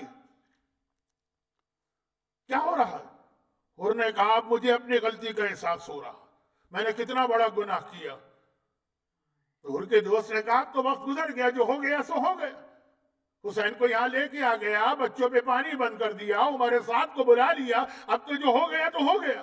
کہا نہیں، میں چاہتا ہوں کہ ایک مرتبہ جا کے اپنے آقا سے اپنے گناہ کی معافی مانگوں۔ حر کا دوست کہتا ہے کہ کیا غلطی کر رہا ہے، یہاں سے بھی جائے گا وہاں سے بھی جائے گا، تو اتنا بڑا گناہ گار ہے کہ اس کائنات میں تو کوئی نہیں ہے جو تجھے معافی دے سکے، یزید کی فوج بھی چھوڑ دے گا اور وہاں بھی معافی نہیں ملے گی۔ مگر پورے یقین کے ساتھ حر کہتا ہے کہ مجھے پتا ہے کہ میرا گناہ اتنا بڑا ہے کوئی مجھے معاف نہیں کرے گا، لیکن حسین پر مجھے بھروسہ ہے، حسین کی رحمت پہ بھروسہ ہے، ایک بار آقا کے سامنے جا کے ہاتھ جوڑوں گا میرا آقا مجھے معاف کر دے گا۔ اور یہ کہہ کے چلا، اور اکیلا نہ چلا، بیٹے کو بھی لے کے گیا، غلام کو بھی لے کے گیا۔ اب ادھر سامنے حسین کا لشکر، ادھر سے حر آ رہا ہے فوج یزید سے نکل کر۔ حر کو کون نہیں پہچانتا، پورا حسینی لشکر جانتا، اسی نے ہمارا راستہ روکا۔ ایک مرتبہ جیسے ہی حر آگے بڑھا، حبیب ابن مظاہر نے آواز دی، اے اصحاب امام، دشمن بڑھا چلا آ رہا ہے، جلدی سے اپنی اپنی جگہ سنبھالو اور چاروں طرف سے جوانان بنی ہاشم کو اپنے گھیرے میں لے لو، ایسا نہ ہو کہ ہم زندہ رہیں اور ہمارا دشمن کسی شہزادے تک پہنچ جائے۔ چنانچہ اصحاب امام، یہ حبیب ابن مظاہر، مسلم ابن اوسیہ، جون غلام حبشی، یہ سب شہزادوں کے گرد گھیرا ڈال کے کھڑے ہو گئے، اور عباس علمدار نے آواز دی، اے جوانان بنی ہاشم، جلدی سے آقا حسین کو اپنے درمیان لے لو، ایسا نہ ہو کہ ہم زندہ رہیں اور یہ دشمن آقا حسین تک پہنچ جائے۔ جوانان بنی ہاشم، چاہے وہ عباس ہو، چاہے وہ علی اکبر ہو، چاہے وہ قاسم ہو، چاہے وہ آن محمد ہو، آقا حسین کو چاروں طرف سے گھیرے میں لے کے کھڑے ہو گئے۔ میرا دل چاہتا ہے کہ ایک جملہ دونوں سے کہوں، اے میرے مولا عباس، کتنا خیال ہے کہ دشمن آقا حسین تک نہ پہنچنے پائے، اے حبیب کتنا خیال ہے کہ دشمن ان جوانان بنی ہاشم تک نہ پہنچنے پائے، مگر کچھ ہی دیر کی بات تو ہے، میرا آقا زخموں سے چور چور ذوالجناح کے اوپر ڈگمگا رہا ہوگا، ارے کچھ دیر کی تو بات ہے، اکبر کے کلیجے میں برچھی اتر رہی ہوگی، اصغر کا گلا چھد رہا ہوگا، عباس کے بازو قلم ہو رہے ہوں گے، قاسم کا بدن ٹکڑے ٹکڑے ہو رہا ہو۔ لیکن اس وقت بھی یہ روایت کا جملہ ہے، مقتل میں لاشوں نے تڑپ کے کہا تھا، مولا ہم اپنی موت سے مجبور ہو گئے، ورنہ اگر اللہ ہمیں دوبارہ زندگی دے ہمارے ہوتے ہوئے کوئی دشمن آپ تک نہیں آ سکتا۔ لیکن وہ تو عاشور کے دن سنیے گا۔ ادھر جوانان بنی ہاشم نے آقا حسین کو گھیرے میں لیا، ادھر اصحاب امام نے شہزادوں کو گھیرے میں لیا، لیکن حر قریب آیا ہی نہیں، کچھ فاصلے پہ رک گیا۔ ایک مرتبہ گھوڑے سے اترا، جیب سے رومال نکالا، دونوں ہاتھ باندھے، آواز دی کہ اے رحمت للعالمین کے بیٹے، کائنات کا سب سے بڑا مجرم تیری بارگاہ میں آ سکتا؟ اور حسین نے آواز دی، عباس اپنی فوج کو سنبھالو، بھیا حبیب اپنے سپاہیوں کو سنبھالو، میرا مہمان آیا ہے، اس کے استقبال کے لیے میں خود جاؤں گا۔ یہ کہے کہ میرا مولا آگے بڑھا، حر کے قریب پہنچا۔ حر نے کوئی لمبا چوڑا واسطہ نہیں دیا، کوئی لمبی چوڑی توبہ نہیں کی، بس اپنا سر حسین کے پاؤں پہ رکھ دیا، حسین گھوڑے پہ بیٹھے ہیں، رکاب میں پاؤں، اور ایک جملہ کہتا ہے، اخطأت یا ابن رسول اللہ۔ بھئی یہی جملہ اسلام ہم سے اور آپ سے کہلوانا چاہتا، اے فرزند رسول، میں نے بڑی غلطی کی ہے، میں نے بڑی خطا کی ہے، میں نے بڑا گناہ کیا ہے، اپنی غلطی کو مان رہا ہوں، تجھے تیری ماں فاطمہ زہرا کا واسطہ میری اس خطا کو معاف کر دے۔ بھئی اتنا سننا ہے، حسین گھوڑے سے اترتے ہیں اور حر کو گلے سے لگاتے ہیں، اور ایک عجیب جملہ کہتے ہیں، یا حر انت اخی فی الدنیا والآخرہ، تو میرا بھائی ہے اس دنیا میں بھی اور آنے والی دنیا میں بھی۔ اور وہ جملہ بھی کہا جو آج بھی ہم کربلا میں حر کے روضے پہ کہتے ہیں، اے حر تیری ماں نے تیرا نام صحیح رکھا، حر مانے آزاد۔ لیکن پھر جو حسین نے 2 جملے کہے، حر تڑپ اٹھا اور میری گفتگو ختم ہو گئی۔ اب مجھ میں زیادہ طاقت نہیں ہے مزید بیان کرنے کی، صرف 2 جملے۔ پہلا جملہ حسین کہتے ہیں، اے حر میں بہت خوش ہوں کہ آخر میں صحیح تو باطل کو چھوڑ کے حق پہ آ گیا، غلط کو چھوڑ کے صحیح پہ آ گیا، تاریکی کو چھوڑ کے روشنی میں آ گیا، ظلمت کو چھوڑ کے نور پہ آ گیا، بہت خوش ہوں۔ یہی امام چاہتے ہیں، ہدایت، مگر بہت شرمندہ بھی۔ مولا شرمندگی کس بات کی؟ کہا شرمندہ اس بات پر ہوں کہ کل راستے میں تو دشمن بن کے آیا تھا تو تجھے بھی پانی پلایا تھا، تیرے گھوڑوں کو بھی پانی پلایا تھا، اور آج میرا بھائی اور مہمان بن کے آیا اور حسین ایک کوزہ آپ تیرے لیے پیش نہیں کر سکتا۔ یہ ہے وہ رحمت اللہ عالمین جو میں نے پہلی مجلس میں کہا، یہ کریم ابن کریم ہے۔ حر جیسے سے کہہ رہے ہیں تو میرا مہمان بن کے آیا اور میں ایک کوزہ آپ تجھے پیش نہیں کر سکتا۔ پانی کس نے بند کیا؟ حسین پر، اسی حر نے۔ حر بہرحال ہے تو غیرت مند، یہ جملہ سنا سارا بدن کانپ اٹھا، گھبرا کے کہا مولا مجھے اپنی غلطی بار بار یاد آ رہی اور میں اپنی غلطی معاف کروانے ہی آیا ہوں، اور یہ مولا چاہتا یہ ہوں کہ میری غلطی اس طرح معاف ہو کہ سب سے پہلے میرا جوان بیٹا مارا جائے، آغاز یہاں سے ہو۔ کون باپ ہے جو اپنے جوان بیٹے کی موت قبول کرے اور اس طرح قبول کرے کہ پہلا خون میرے بیٹے کا بہے؟ حسین نے ایک ہی جملہ کا حر، یہ بہت اہم جملہ ہے، پوری تاریخ اسلام اس میں چھپی۔ اگر عام حالات ہوتے میں کبھی تجھے اجازت نہ دیتا۔ جو مولا کا بھی ایک خطبہ، رسول اللہ پہلے اصحاب کو میدان میں نہیں بھیجتے تھے، پہلے اپنے اہل بیت کو بھیجتے تھے، یہ جو شہادت ہو ان کی ہو، اصحاب کو نقصان نہ پہنچے۔ حسین نے کہا لیکن آج کا دن الگ، آج سب کو مرنا، آج یہ امکان نہیں ہے کہ کچھ مارے جائیں کچھ بچ جائیں تو حسین پہلے اپنے گھر والوں کو قربان کرے، نہیں، آج سب کو مرنا ہے، اول و آخر کی بات ہے۔ جا میں نے اجازت دی، حر کا بیٹا چلا، بس اب اس سے زیادہ مجھ سے نہیں پڑھا جا رہا، حر کا بیٹا چلا۔ اور حر نے کہا بیٹا ایسا جہاد کرنا کہ تیرے باپ کا گناہ اچھی طرح سے معاف ہو جائے۔ حر کے بیٹے نے جہاد کیا، تھوڑی دیر گزری، حر کا بیٹا زخمی ہوا، زخموں سے چور گھوڑے سے زمین کربلا پہ گرا، اور بیٹے نے باپ کو آواز دی، بابا ذرا میری مدد کو تو آئیے۔ حر اب تک بہت صبر کیے بیٹھا تھا، لیکن ہے تو بوڑھا باپ نا، اب برداشت نہ کر سکا، بے چین ہو کے کھڑا ہوا، بیٹے کی جانب بڑھنا چاہ رہا ہے، مگر ایک مرتبہ حسین نے روک دیا، حر رک جا، حر رک جا، تو نہ جا۔ حر نے ہاتھ جوڑے، مولا بس ایک مہربانی یہ کریں، مجھے اپنے جوان بیٹے تک جانے کی اجازت دے دیں۔ حسین نے کہا نہیں حر، میں اس لیے نہیں روک رہا ہوں، میں تو 2 وجہ سے روک رہا ہوں۔ پہلی وجہ یہ ہے کہ تو میرا مہمان، اور مہمان کی خدمت گھر والے کی ذمہ داری ہے، تیرے بیٹے کا لاشا میں لے کے آؤں گا، بیٹھ جائیے، لاشا یہیں آئے گا۔ اور دوسری تو بڑی عجیب بات میرے مولا نے کہی، مولا نے کہا حر مگر ایک بات اور یاد رکھ، بوڑھے باپ کبھی جوان بیٹوں کا لاشا نہیں اٹھایا کرتے ہیں، تجھے یہیں اٹھنا ہے، میں لاشا اٹھا کے لاؤں گا۔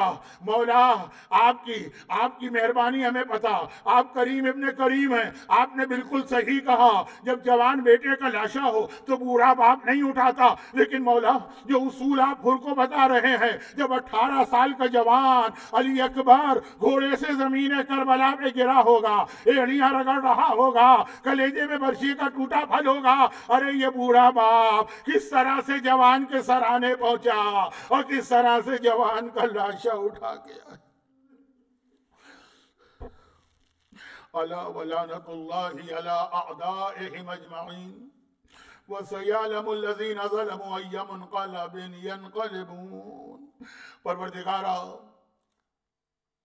آخر مصائب میں علی اکبر کا نام آ گیا نا، اور علی اکبر کے مصائب جب بیان کیے جاتے ہیں آپ کو پتا ہے نا کہ سب سے زیادہ کون تڑپ تڑپ کے روتا؟ اکبر کی دادی فاطمہ زہرا۔ آئے وہ دادی جس نے اپنے جوان پوتے کے اس لاشے کو دیکھا، خدا بندہ تجھے فاطمہ زہرا کے اس گریے کا واسطہ، تجھے حسین کے اس امتحان کا واسطہ، جتنے بھی حسین کے ماننے والے دنیا میں کہیں بھی موجود، ان کو، ان کے گھروں کو، ان کے گھر والوں کو، ان کی اولادوں کو دنیا اور آخرت کی ہر پریشانی اور امتحان سے محفوظ فرما۔